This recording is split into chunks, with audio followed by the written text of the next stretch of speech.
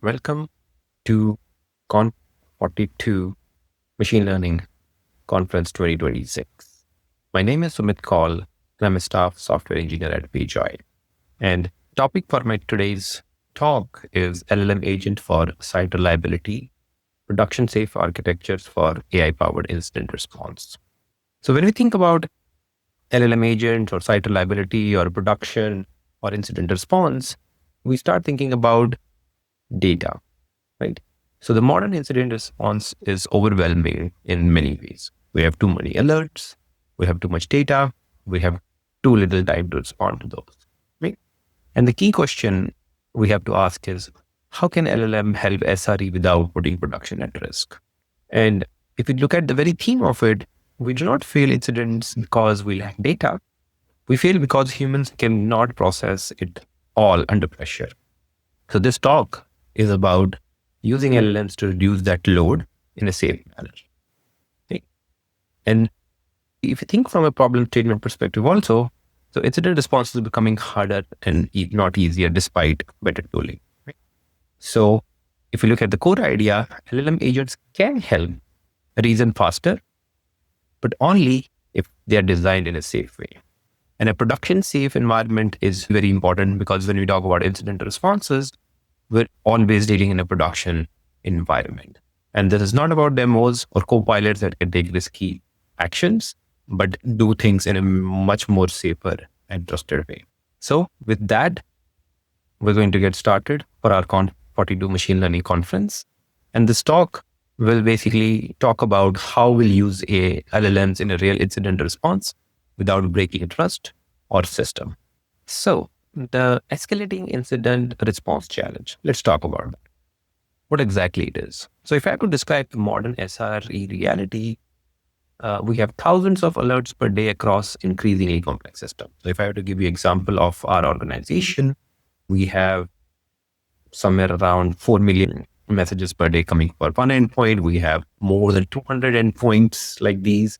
And if you can, just for the example, it can easily go over 10 million requests per day, sometimes few hours, right?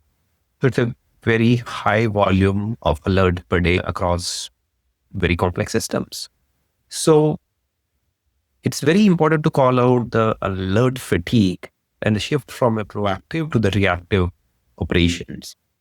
When humans are overloaded because of that, and I think if you look at the core reason for that, those humans are not overloaded because they are ineffective, but because the system complexity exceeds the human cognitive limits.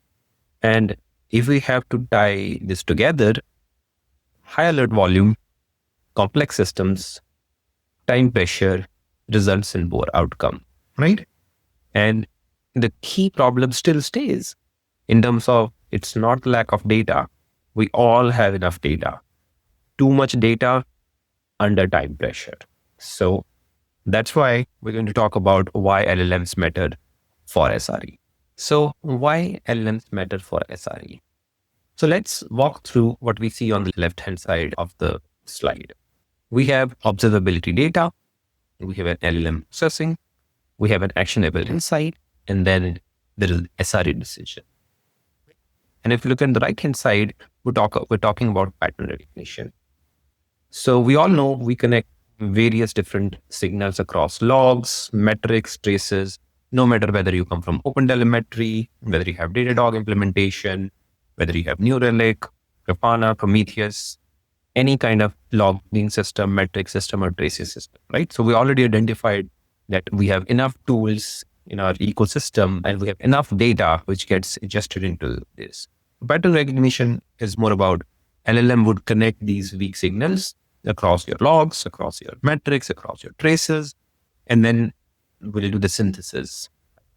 And then the synthesis is mostly talking about compressing massive telemetry into something humans can act on, synthesizing the data.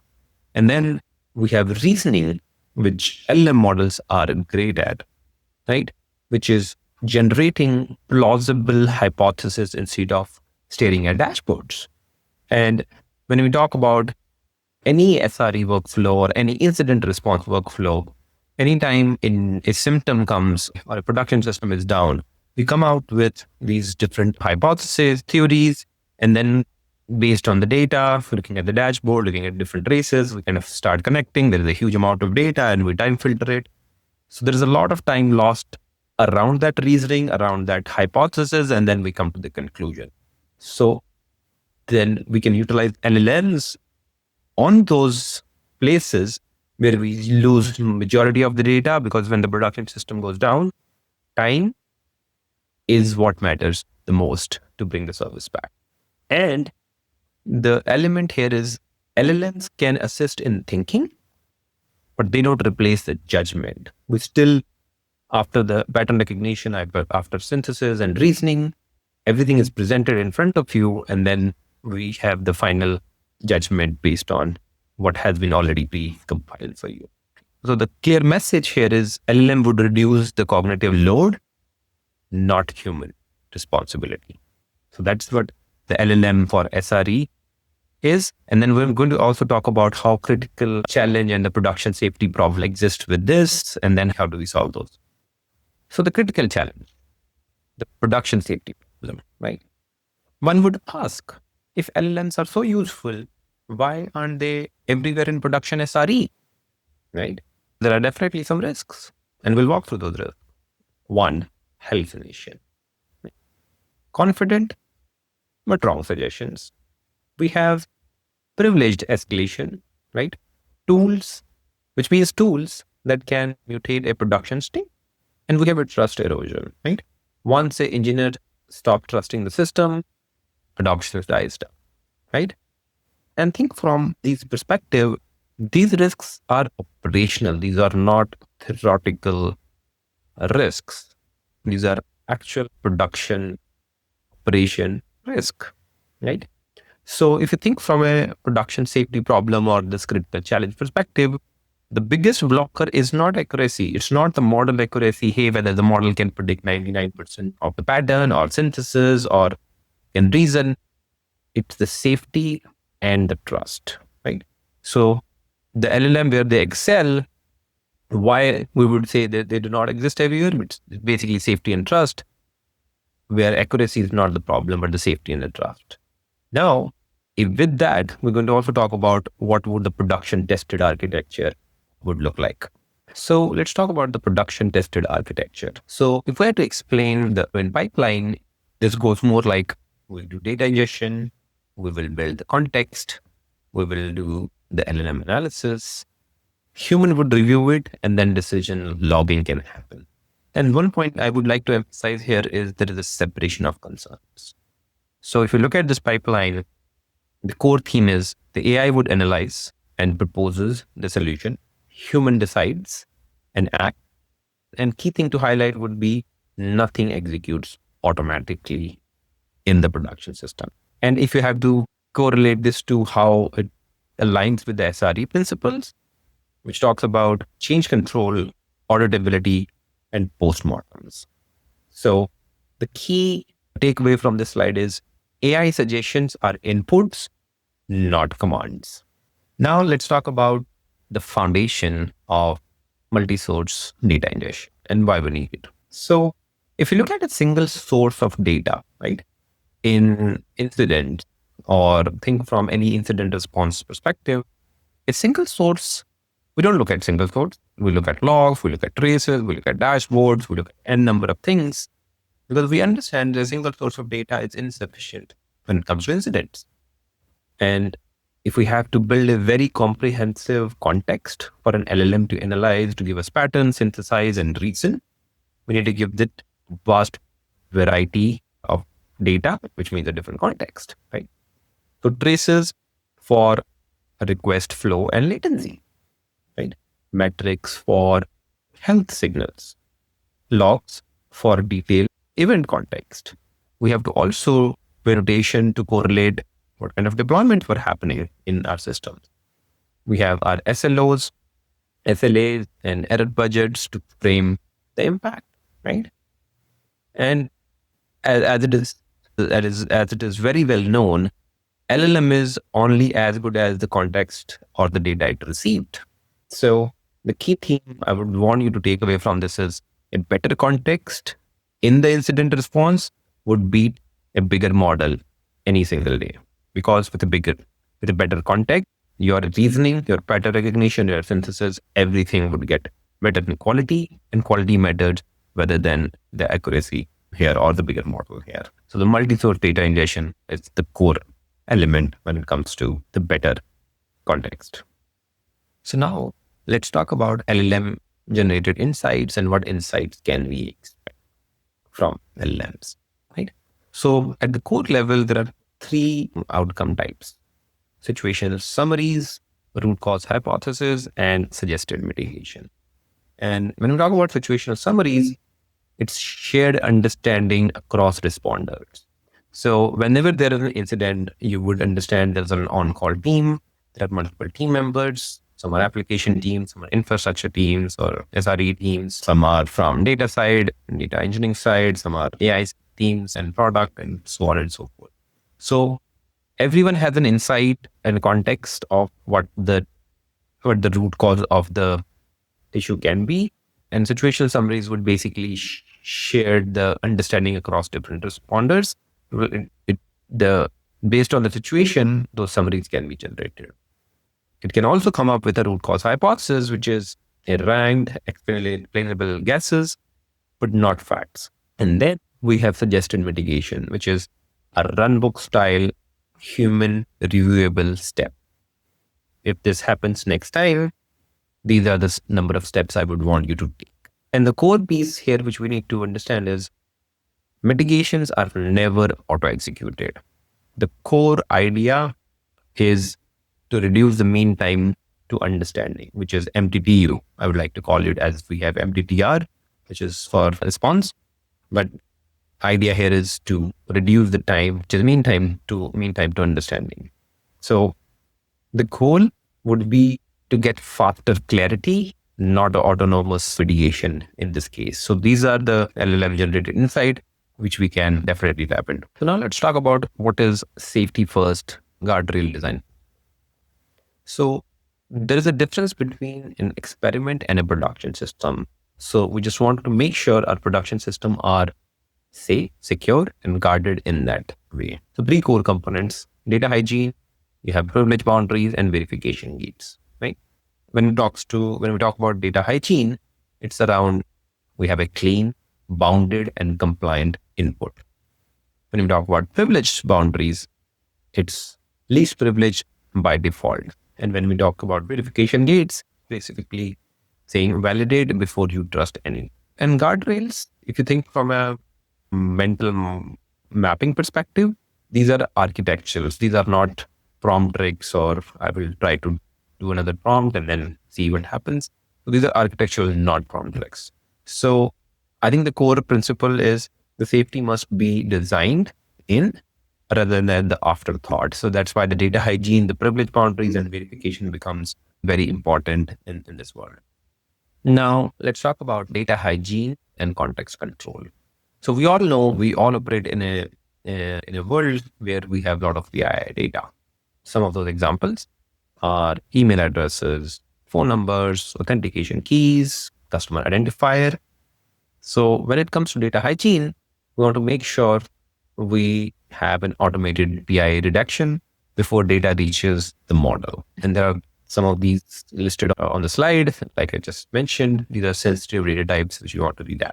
And when we talk about a context window to the model, so that you don't give it extreme amount of very broader context, but you give it a very narrow context, like focus on last 2 hours, because most of the incidents happen and you're mostly proactive working on something which happened in last 1 or 2 hours, right?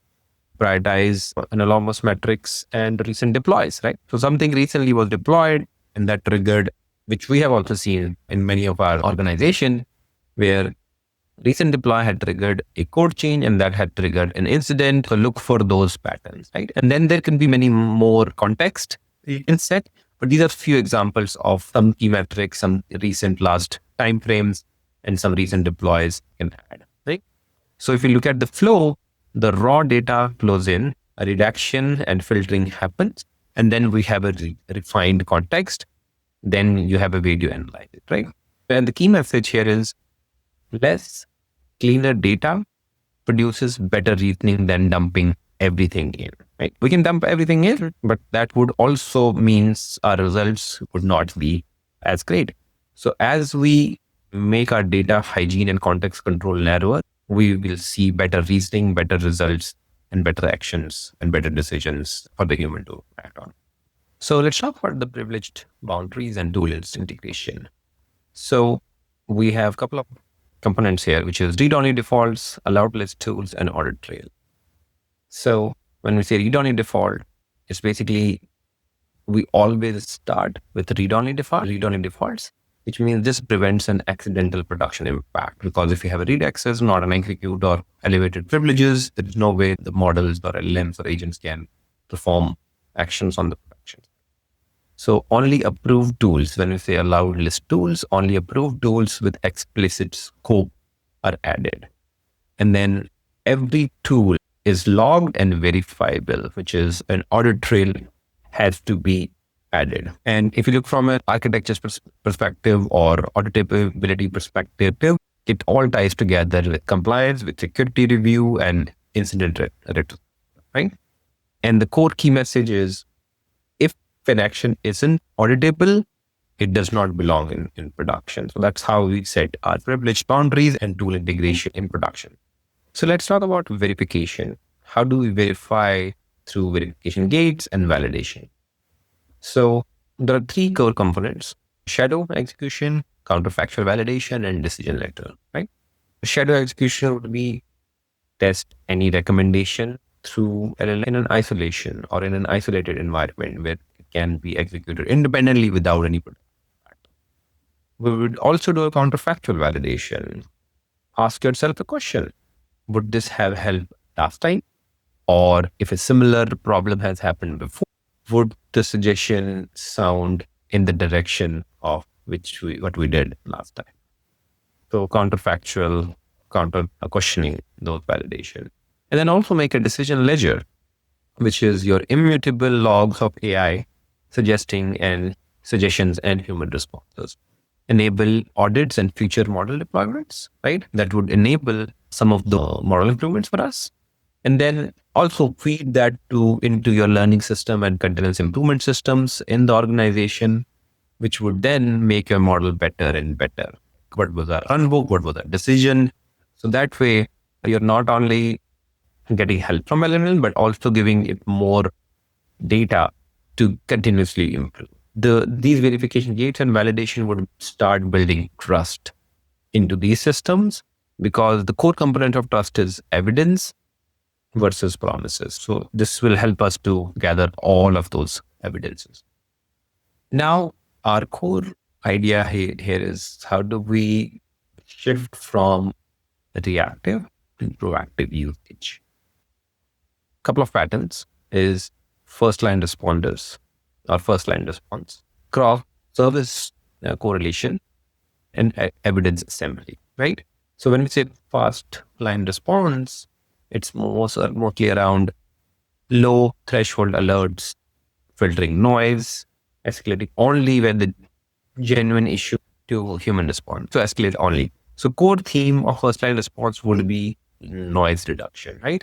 Because we understood from the problem statement itself, the noise or the too many alert is basically overwhelming humans. So make LLM as a first line responder for the noise reduction, right?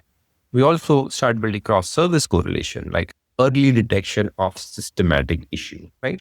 So if one service is going down and then there's a dependent service, it means that dependent service is at a risk of a systematic issue and early detection along those. So that would start trickling down to your dependencies, your upstreams, your downstreams, and so on and so forth.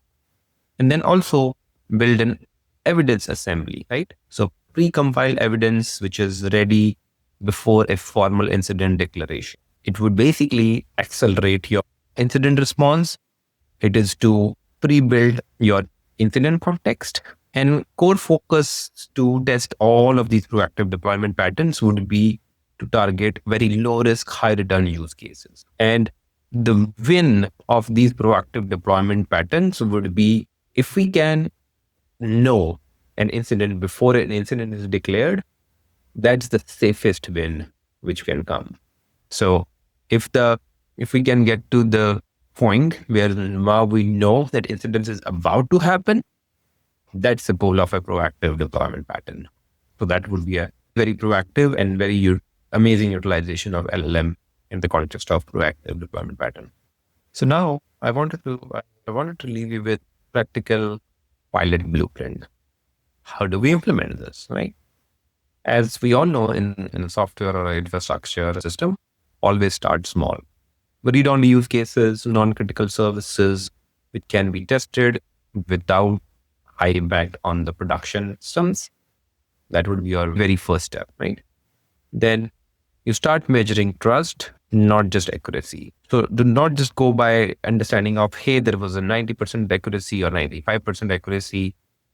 Start measuring trust in terms of, would I start trusting the system to make these decisions in an autonomous way? And then also you should have an iterative guardrail tuning based on the real behavior. So there has to be guardrail protection based on how your system is responding, so that not only your suggestions are getting improved, but your guardrail around protecting your system is also getting along with that.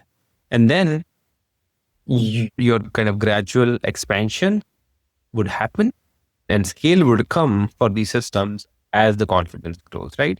So as in the SRE world or in the reliability world, your production AI maturity would grow the same way the reliability grows incrementally. So that's the core way of how I would start implementing. Start small, measure the trust, not accuracy, iterate over the guardrail so that your guardrail can scale with your system and expand your scope to scale even to a bigger scale also.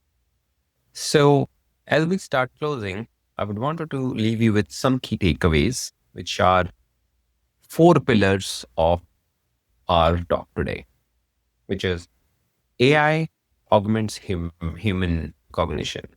Guardrails would define the core success of your system. And then trust is always built through transparency.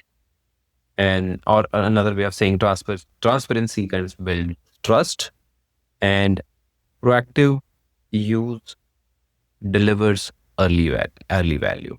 As we start building these systems, as we talked about, the proactive use of building a system which can identify an incident even before an incident is declared is a huge success for you. So the core problem is, this is a SRE problem as much as it is an ML problem, right? So we all know reliable AI systems follow the same principle as a reliable infrastructure. So these 4 pillars would define the key takeaways of my talk, which was make sure your AI augments human.